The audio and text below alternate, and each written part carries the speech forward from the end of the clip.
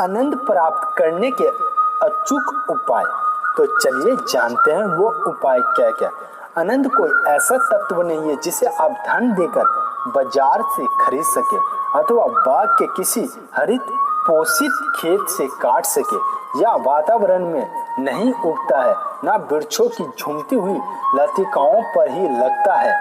किसी आदर्श शक्ति के आह्वान द्वारा हम इसे प्राप्त नहीं कर सकते, ना देश विदेश खोज करने से इसे पाया जा सकता है।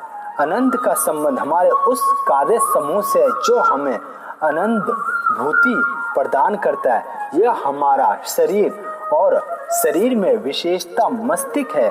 मस्तिष्क एक थर्मामीटर है जो हमें सूचित करता है कि हम किस अनुपात में आनंदित हैं। आनंद मनुष्य की शरीर की और मानसिक क्रियाओं का एक हल है। या यूं समझिए कि जिस प्रकार पत्थर और लोहे के पारस्परिक संघर्ष से अग्नि उत्पन्न होती है, उसी प्रकार हमारे समाज तथा परिवार के इस सांसारिक संग्राम से उत्पन्न नवीनता का नाम आनंद है। थकान क्या है? उदासी किसे कहते हैं? अरुचि का क्या तात्पर्य है? यदि एक शब्दों में इन प्रश्नों का उत्तर चाहे तो कहना होगा कि यह मनुष्य के काम ना करने और यूं ही आलस्य में पड़े रहने के दुष्परिणाम है। वे ही व्यक्ति उदासों की अनुभव करते हैं जो खुद हाथ पांव नहीं हिलाना चाहते। प्राय देखा जाता है कि अमीर धनी वर्ग जीवन में थकान और उदासीन के शिकार रहते हैं। उनके पास हर प्रकार के आराम है।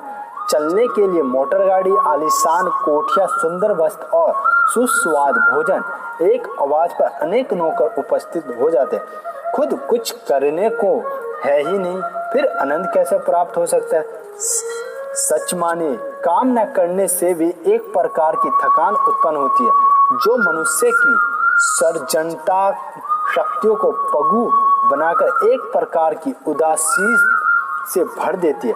आलस्य आदत का अंग बनाता ही जाता है। फिर तो चाहे कितने ही प्रयत्न कीजिए, आप आलस्य के कीचड़ में गिर ही जाते हैं। कार्य न करने से शरीर की पूरी कसरत नहीं मिलती है और रात्रि में पूरी और गहरी निंद्रा नहीं आती है। काम न करने वालों को प्रकृति की ओर से सजा है। अनिद्रा, अपच, सिरदर्द, कार्यों में अरुचि और अंधकार में उदासी।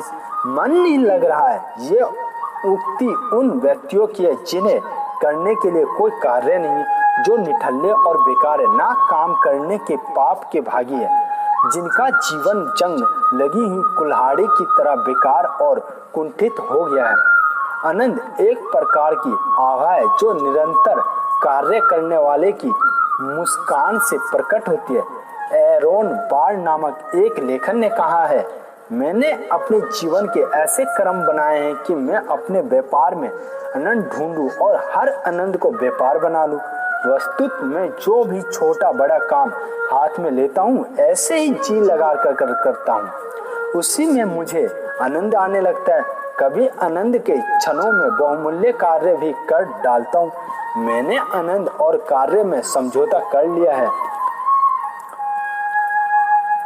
इसी प्रकार यदि आप लोगों के आनंद का विश्लेषण करें तो आपको विदित होगा कि वे कलात्मक कार्यों द्वारा तृप्ति प्राप्त करते हैं।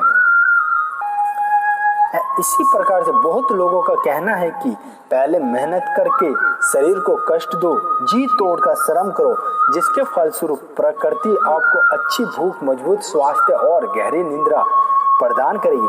क्या ये तीनों आनंदीय नहीं है? रुचिपूर्ण कार्य में आनंद है वो व्यक्ति वास्तव में धन्य है जिसे अपने रुचि का कार्य प्राप्त हो गया है। प्रकृति को देखिए, हर जीव निर्दिष्ट कार्य कर आनंद प्राप्त करता है।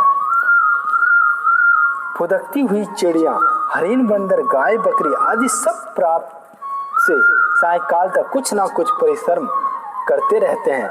इनकी समस्त शक्तियां कार्य में संलग्न रहने के कारण आनंद पुलुब्धि ने जागरूक रखती है। सतत कार्यशीलता उसके समस्त दुखों को दग्ध कर देती है। दुख और निराश आप पर तभी आक्रमण करते हैं जब आप शरीर और मन से खाली, आलसी या निश्चेष्टा रहते हैं। खाली स्थानों में कुछ ना कुछ तो आएगा ही आएगा। आप चाहे उसमें असुरी संपत्ति, चिंता, निराश, पाप, वेदना और उदासी भर ले, अथवा देवी संपदाएं, उल्लास, सद्भावना और कार्यशीलता कार्य में। इस लंगन व्यक्ति अपने मन और शरीर की समस्त शक्तियों को काम में इतना एकाग्र कर देते हैं कि उसे चिंतित और दुखी होने का अवकाश ही प्राप्त नहीं होता। इसीलिए जहाँ तक आपके नेत्र थकान और नींद से मूंझ जाए, यही थकान आनंद है।